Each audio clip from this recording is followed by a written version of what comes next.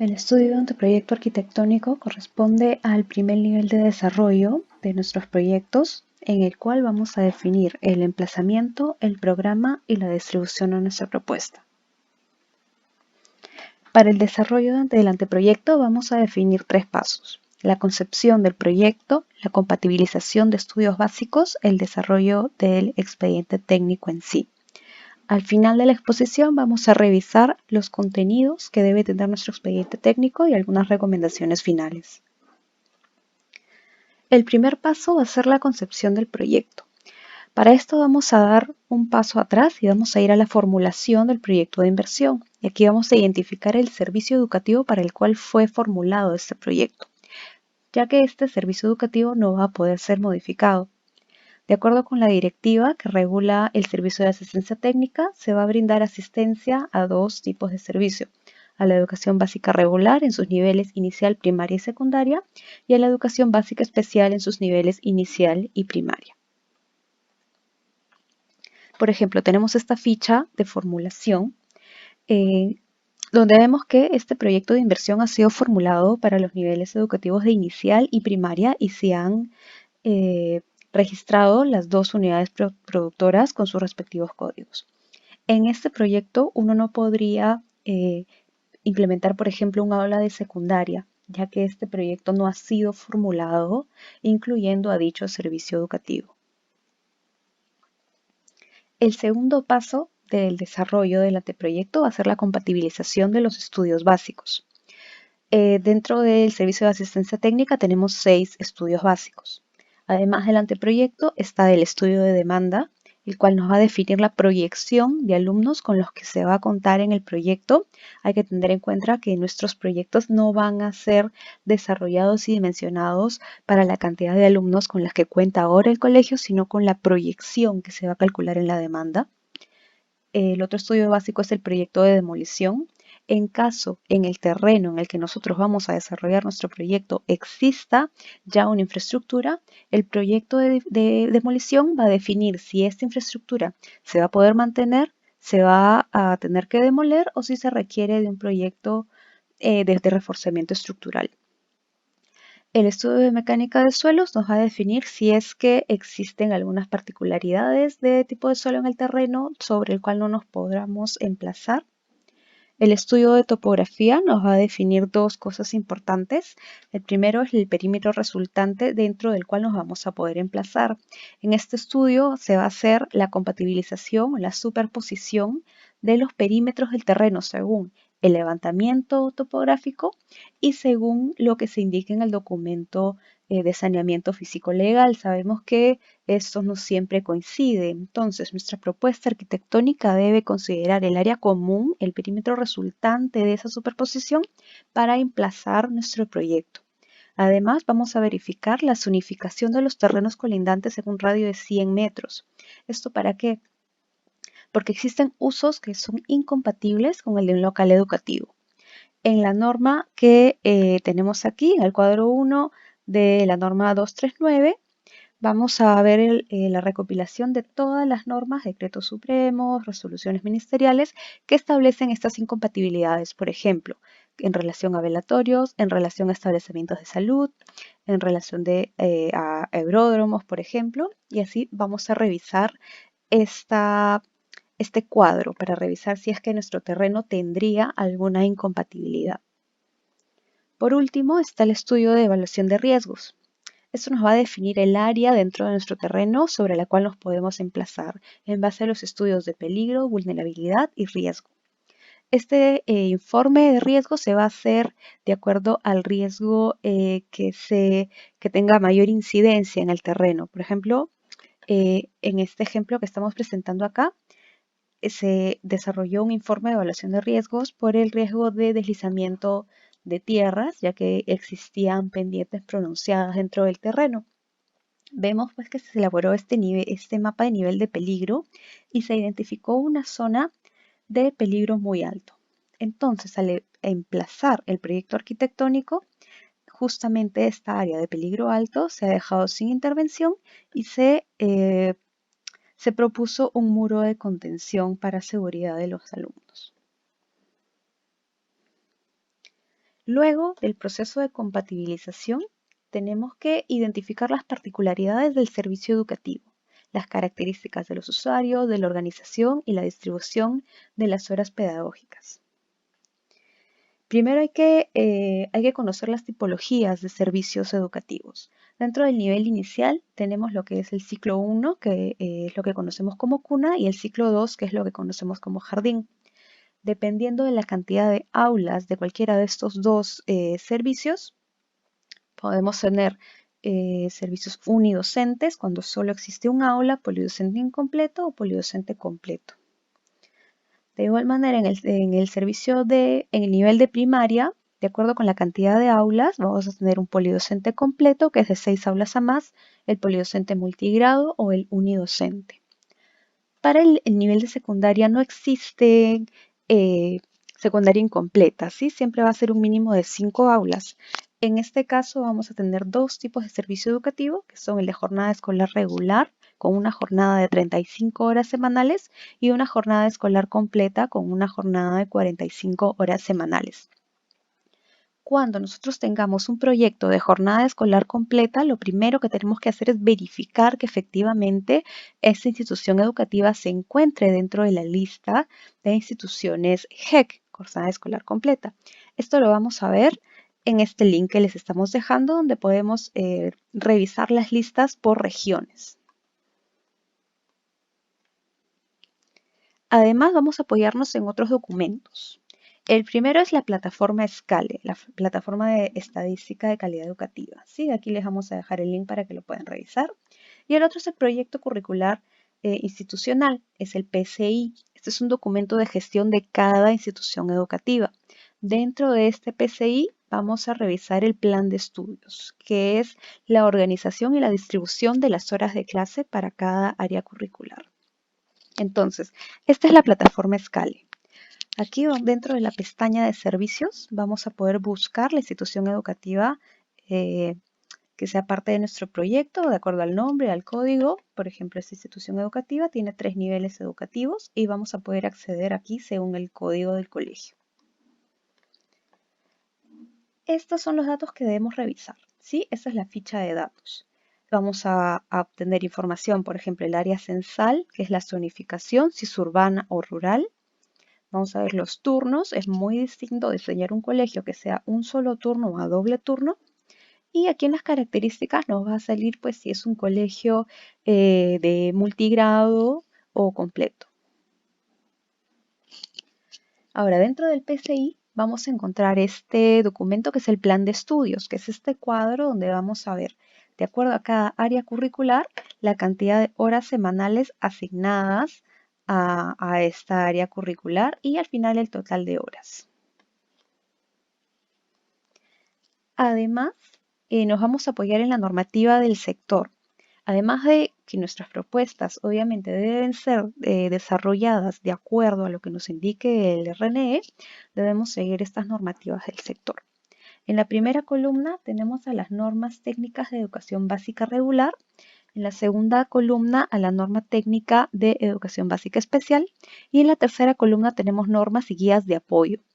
Aquí es muy importante revisar la norma 239 de criterios generales, la guía de aplicación de arquitectura bioclimática y además la guía de racionalización de plazas docentes que nos va a indicar, por ejemplo, la cantidad de alumnos asignados a cada docente de acuerdo al nivel educativo y también a la zonificación urbana o rural. Entonces, para hacer un poco más de hincapié en las normas de educación básica regular, que son la mayoría de proyectos que revisamos, para el nivel inicial, independientemente del ciclo o de la cantidad de aulas, vamos a utilizar la norma 104, esta es la norma vigente. La única excepción va a ser para el ciclo 2 unidocente. Esto es cuando la demanda no me va a dar un máximo, va a tener un máximo de 19 alumnos en total. Sí, para estos casos vamos a utilizar la ficha técnica simplificada. En el caso de primaria y secundaria vamos a utilizar la norma 208, también independientemente de la cantidad de aulas que tenga la institución educativa. Y de manera adicional, cuando desarrollemos un proyecto de secundaria de jornada escolar completa, nos vamos a apoyar en estas dos normas que regulan las características de dicho servicio educativo. La particularidad de los colegios de jornada escolar completa es que estos cuentan con aulas rotativas, ¿no? Así como en la universidad, que los alumnos van cambiando de un aula a otra de acuerdo al curso, al área curricular que les toque. Además de revisar toda esta documentación que hemos indicado, para desarrollar nuestros proyectos vamos a tener muy claro 4 criterios generales. ¿Sí? Son más criterios que los pueden revisar en la norma 239-2018, pero aquí vamos a resumir los 4 criterios que nos parecen los fundamentales. El primero es el de la funcionalidad. ¿Sí? El diseño de nuestra infraestructura debe responder a las características del servicio educativo. Por eso es que hemos estado haciendo hincapié al comienzo sobre todos los documentos que debemos revisar para entender la tipología y las características del servicio educativo que se brindan en esa institución. El segundo criterio es la accesibilidad. Toda infraestructura educativa debe ser accesible para todas las personas, incluidas la población con discapacidad, sea discapacidad motriz, auditiva, visual, acorde con la norma A120 del RNE. Por otro lado, tenemos el criterio de optimización. Aquí vamos a revisar, vamos a ajustar y definir la cantidad de ambientes y las dimensiones de estos ambientes a lo estrictamente imprescindible. Hay que evitar el subuso de la infraestructura. Para esto, la norma nos establece 2 estrategias, ¿sí? Primero es la flexibilidad de usos, la posibilidad de proponer ambientes multipropósito. Para esto, la norma nos presenta cuadros de optimización, de compatibilidad, perdón, donde se indican los ambientes que pueden compartir un espacio físico. Y además, la segunda estrategia es el uso intensivo, el uso continuo del ambiente durante el horario escolar. Para esto, la norma nos presenta un cálculo de ambientes por tiempo de uso. Estas 2 estrategias las pueden revisar en estos artículos de la norma 208. Y por último está el criterio de sostenibilidad. Nuestra propuesta debe contemplar el diseño bioclimático y ecoeficiente. Para esto debemos identificar la zona bioclimática en la que se encuentra nuestro terreno, de acuerdo con las particularidades del terreno, y tenemos que indicar, según la norma M110, en el anexo 1 vamos a ubicar la provincia en la que se encuentra nuestra institución educativa y establecer pues la zona bioclimática en la que nos encontramos.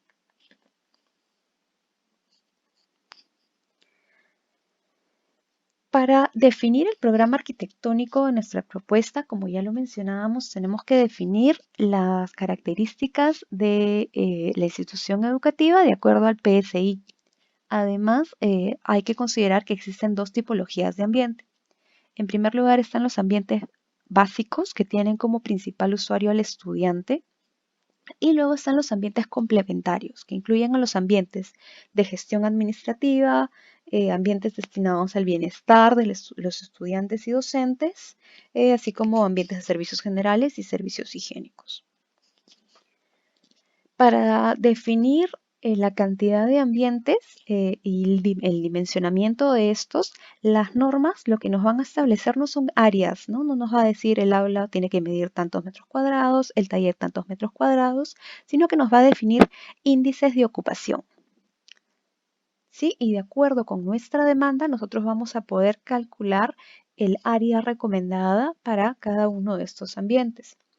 Además, en base a la población demandante efectiva con proyecto, definida según nuestro estudio de demanda, vamos a definir la cantidad de secciones con las que vamos a contar y la cantidad de alumnos por aula. Entonces, para explicar esto del agrupamiento, de cómo vamos a calcular la cantidad de secciones y la cantidad de alumnos por sección, vamos a presentar 2 ejemplos. Este primer ejemplo es de una institución educativa de nivel primaria multigrado rural. ¿Ok?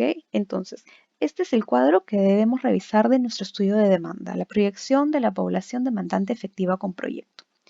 Acá que vemos que para el año 10 que se ha calculado, vamos a tener una población en primer grado de 6 alumnos, en segundo de 5 y de tercero a sexto de 6 alumnos por grado. Y un total de 35 alumnos. ¿Qué nos dice la norma de asignación docente? Nos dice que para zona rural, por un profesor se van a asignar un máximo de 20 alumnos. Entonces, yo voy a agrupar las secciones, los grados, hasta tener un máximo de 20 alumnos, ¿no? Si yo agrupo de primero al tercero, voy a tener un total de 17 alumnos y de cuarto a sexto un total de 18 alumnos. Aquí ya establecí que mi colegio va a tener 2 aulas. Luego, ¿cómo hago para calcular el área que deben tener estas aulas? La norma lo que nos va a dar es esto, el cuadro número 9. Es este cuadro donde nos va a establecer rangos de cantidad de estudiantes y la fórmula para hallar el área de los ambientes, ¿no? Entonces nos va a dar un número por el índice de ocupación y el resultado de esto es el área de ambiente, el área de los ambientes. La norma también nos dice que el índice de ocupación para primaria multigrado es de 3 metros cuadrados. Entonces con esto yo ya puedo calcular el área de mis aulas. Voy a ver que voy a tener una cantidad de alumnos entre 17 y 18, que esto está dentro del rango de los 16 y 20 alumnos, entonces voy a multiplicar 20 por mi índice de ocupación, que es 3. Entonces voy a tener aulas de 60 metros cuadrados. Con esto ya definí el programa de mi propuesta. Vamos a presentar otro ejemplo. En este caso también es un colegio nivel primaria, polidocente completo. Si vemos cómo viene funcionando actualmente el colegio, vemos que todavía es una primaria multigrado, porque si yo junto a los grados de primero y segundo tengo 20 alumnos, tercero y cuarto 19 y quinto y sexto 14, ¿no? Ahorita este colegio viene funcionando como una primaria multigrado de 3 aulas. Pero en mi estudio de demanda, el resultado es para primer grado 12 niños, segundo 14, tercero 13 y de cuarto a sexto 16. Si yo quisiera hacer el agrupamiento de primero y segundo, ya tengo 26 niños por aula y la norma de asignación docente me dice que el docente máximo puede tener 20 alumnos en zonas rurales. Entonces, aquí ya estoy hablando de una primaria completa. Este colegio va a tener 6 secciones. Ahora tengo que determinar el tamaño de las aulas de esas 6 secciones, ¿no? Voy a regresar al cuadro de la norma y voy a establecer, a ver, aquí tengo un rango entre 12 y 16 alumnos por grado, es decir, por aula.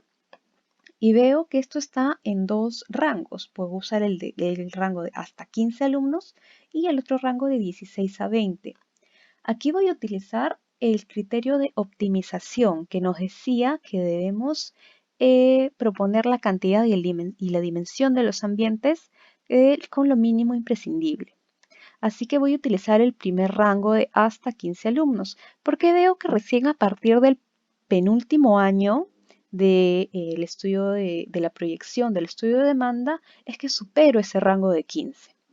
Así que para calcular el área de mis aulas voy a utilizar la fórmula 15 por el índice de ocupación, que la norma nos dice que para primaria polidocente completo es 2, y voy a obtener que mis aulas pues van a tener 30 metros cuadrados.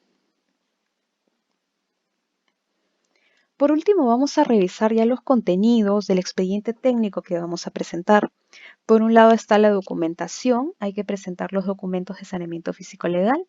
Para las zonas urbanas hay que presentar el certificado de parámetros y la resolución de licencia de habilitación urbana. Tenemos que presentar el CIRA, el certificado de inexistencia de restos arqueológicos y la memoria descriptiva. Además, tenemos que presentar los planos en formato editable y también en formato en PDF. ¿Qué planos debemos presentar? El plano de ubicación, las plantas generales, los cortes generales, elevaciones, planos de desarrollo, detalles y planos de evacuación y señalización.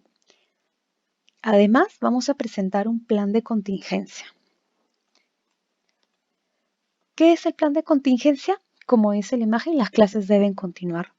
Durante el tiempo que dure la ejecución de las obras, se debe garantizar la continuidad del servicio educativo. Entonces, el plan de contingencia es un mini expediente que va a resumir el conjunto de acciones a realizar y de compromisos que se van a asumir por las autoridades competentes para garantizar la continuidad del servicio educativo. ¿Cómo vamos a hacer esto? Vamos a proponer la reubicación de los alumnos en instalaciones adecuadas para brindar las clases. En caso el local de contingencia que nosotros encontremos se ubique a más de 100 metros de la institución educativa, esto se debe coordinar con el especialista de evaluación de riesgo, ¿sí? Para ver si se incluye esta zona de contingencia dentro del informe de evaluación de riesgo o si se hace un estudio adicional. El contenido mínimo de nuestro plan de contingencia va a ser la memoria descriptiva, los planos de arquitectura de la propuesta, también en formato editable, y las actas de compromiso firmadas por las autoridades que garanticen el cumplimiento de la propuesta. Unas recomendaciones finales. Es importante revisar el anexo 9. Aquí vamos a encontrar el link para que ustedes lo puedan revisar. El anexo 9 es la ficha de revisión específica al anteproyecto de arquitectura. Es el documento mediante el cual nosotros realizamos la ubicación. Esta ficha ustedes la encuentran en internet. Entonces ustedes pueden hacer una evaluación previa sobre qué ítems tal vez les falta completar o qué ítems no se están cumpliendo de acuerdo con la normativa. Además, recalco, todos los planos deben ser presentados en formato editable y también en formato en PDF. Hay que verificar que toda la información consignada sea compatible entre sí y también verificar que todos los documentos y todos los planos cuenten con la información requerida y además se encuentren en el formato solicitado. Para tener en claro cuáles son estos contenidos y estos formatos que solicitamos. Primero, los membretes, ¿sí? Tanto los documentos técnicos como los planos deben tener encabezados o membretes que tengan la información del proyecto, tanto y la información de la institución educativa. Estos no son formatos preestablecidos, es simplemente una propuesta. Lo importante es que estos encabezados y membretes tengan toda esta información. Con respecto al CIRA, hay dos opciones, ¿no? La norma del Ministerio de Cultura establece excepciones para la presentación del CIRA. En caso nuestro terreno, nuestro proyecto, sea parte de alguna de esas excepciones, lo que tenemos que presentar es un informe técnico emitido por el Ministerio de Cultura donde se especifique por qué este proyecto corresponde la excepción del CIRA. Y la otra opción es pues presentar el CIRA en sí. Aquí hay una particularidad, ahora que estamos recibiendo documentos electrónicos, en los documentos electrónicos en el pie de página se establece un link donde, un código de verificación para poder validar la autenticidad del documento. Respecto al plano de ubicación, tenemos que seguir el formato de la ley 29090 y los contenidos deben estar de acuerdo a la norma GE 020 del RNE. Es importante también definir el tipo de terreno que estamos utilizando de acuerdo al artículo 8.1, tipos de terreno de la norma 208. Este es el cuadro que nos va a dar la norma. Aquí vamos a identificar tres tipos de terreno de acuerdo a la posibilidad de expansión del terreno o si la posibilidad de que entre toda la propuesta dentro de nuestro terreno. Además nos va a definir otros temas como el porcentaje de área libre requerida y los factores que vamos a utilizar para dimensionar el área de ingreso. Por último, estos son algunos ejemplos de cómo se deben presentar los planos. Deben tener los ejes, cotas, indicaciones de cortes, de indicaciones de elevaciones. El mobiliario es importante. En el caso de los cortes generales y de las elevaciones, igual presentar los ejes estructurales, las cotas laterales, los niveles de piso.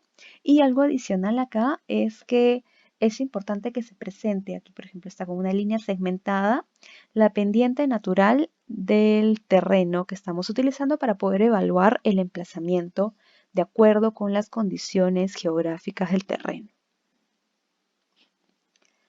Por otro lado, esta es una propuesta del formato con el cual nos presenten el programa arquitectónico, ¿sí? Es importante que el cuadro de áreas que nos presenten indique pues, el nombre del ambiente, la capacidad de los alumnos del ambiente o de los docentes, los índices de ocupación de acuerdo con la norma del sector, y el área neta según la norma técnica, que es este cálculo que hemos hecho, la capacidad por el índice de ocupación, y el área según expediente, el área que estamos proponiendo nosotros en nuestros proyectos, ¿no? Así es mucho más fácil verificar el cumplimiento de la normativa. Por último, hemos desarrollado unas preguntas, un listado de preguntas frecuentes, que son las preguntas que más nos llegan a nuestra plataforma de soporte.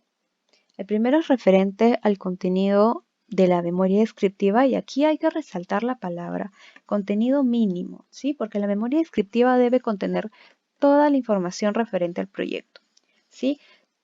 Todos los documentos y las justificaciones necesarias para sustentar nuestra propuesta deben estar incluidas en la memoria descriptiva.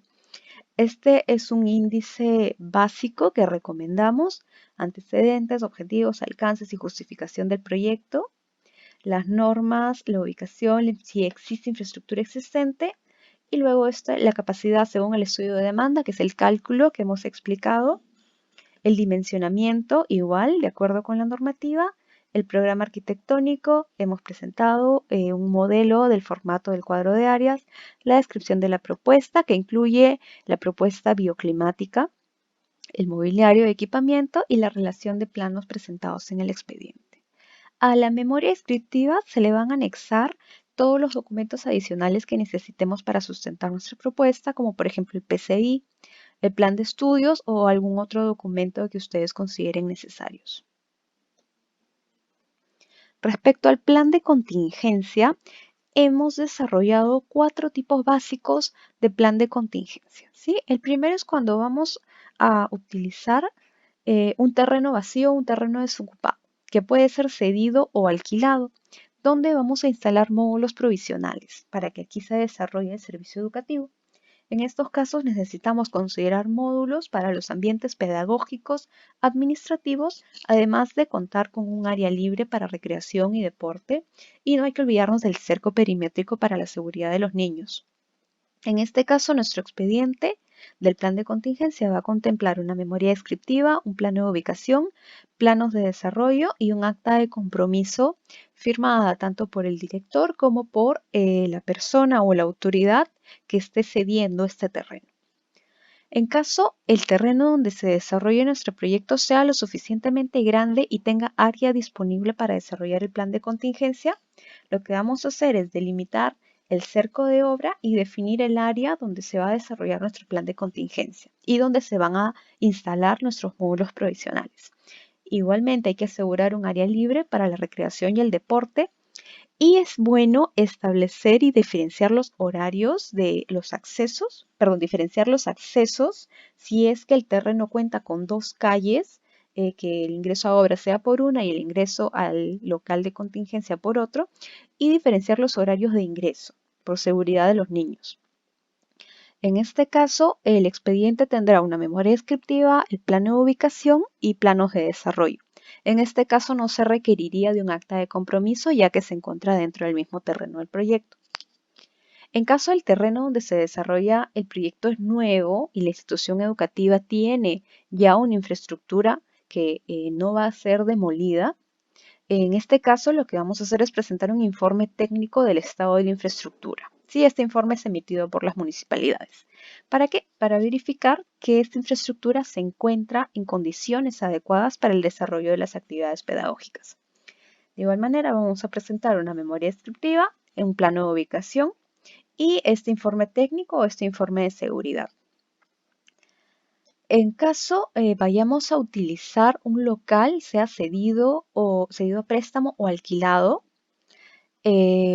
vamos a considerar primero que este local cuente con los ambientes necesarios para asegurar la cantidad de aulas, de servicios higiénicos y además las zonas libres para recreación y deporte. ¿Okay? En caso no se cuenten con los ambientes necesarios, se pueden proponer obras de acondicionamiento que van a entrar dentro del presupuesto de nuestro proyecto. En zonas urbanas es muy común que se utilice otra institución educativa cercana que sea prestada y se puede utilizar en el turno tarde para el plan de contingencia. En estos casos se va a presentar igual la memoria descriptiva, el plano de ubicación y el informe técnico o informe de seguridad para garantizar que la infraestructura a utilizar se encuentre en las condiciones adecuadas. Además del acta de compromiso de la autoridad o la persona autorizada para garantizar la cesión o el alquiler del local. Otra de las preguntas frecuentes es cuando en la plataforma Escale la institución educativa sale que se ubica en zona urbana, pero en realidad el terreno no cuenta con certificado de parámetros ni resolución de habilitación urbana. En estos casos, para la habilitación urbana van a presentar una declaración jurada, ¿no? Indicando que efectivamente el terreno no ha pasado por un proceso de habilitación urbana y no se cuenta con dicha información. Y para los certificados de parámetros se puede presentar un certificado de parámetros negativo. Para el caso del CIRA, como habíamos mencionado, existen excepciones para zonas urbanas. Entonces, ¿qué pasa si de acuerdo con la plataforma Scale, el colegio se ubica en zona urbana? Lo que se va a solicitar es un informe técnico al Ministerio de Cultura, donde se va a indicar que efectivamente se cumple con alguno de los puntos del artículo 57 de la norma que exceptúan del CIRA. En estos casos, lo que se va a hacer es implementar un plan de monitoreo arqueológico, el cual se va a incluir en el presupuesto de obra. Por último, otra de las preguntas frecuentes que tenemos es respecto al cálculo de la cantidad de ambientes por carga horaria. Primero, ¿qué es la carga horaria? Es la cantidad de horas pedagógicas asignadas a un área curricular, a un curso. Entonces, por criterio de optimización, si yo tengo una cantidad de horas pedagógicas asignada a un curso, yo puedo saber que la cantidad de ambientes que necesito para satisfacer ese requerimiento, esa necesidad de horas. ¿Ok? Entonces, esta es la fórmula que nos va a dar la normativa. ¿Sí? Aquí está, este es el artículo de la norma 208 en el que vamos a encontrar esta fórmula.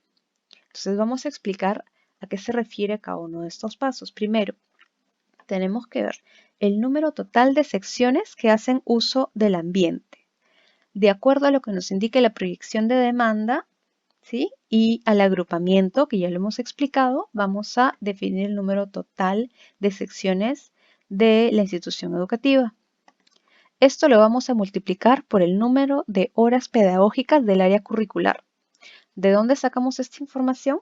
Del plan de estudios, ¿no? Que ahí vimos que era el cuadro donde se identifica la cantidad de horas asignadas para cada área curricular. Entonces, al multiplicar esto, nosotros vamos a tener la cantidad de horas totales que debe estar disponible el ambiente. Esto, ¿por qué lo vamos a dividir?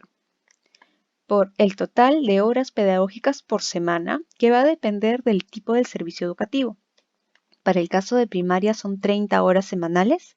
Para el caso de secundarias GER de jornada escolar regular son 35 horas semanales. Y para el caso de secundaria GEC de jornada escolar completa son de 45 horas semanales. Esto lo vamos a multiplicar por el coeficiente de utilización de los ambientes. ¿Qué nos dice la norma? Que para el caso de aulas vamos a considerar un coeficiente de ocupación de 0.9 y para el resto de ambientes como talleres, laboratorios, vamos a utilizar un coeficiente de 1. Entonces, ¿qué vamos a hacer? El total de horas que hemos visto que tiene que estar disponible el ambiente los vamos a dividir entre el total de horas semanales que va a estar disponible un solo ambiente. Al dividir esto nos va a dar la cantidad de estos ambientes que vamos a requerir en nuestra propuesta.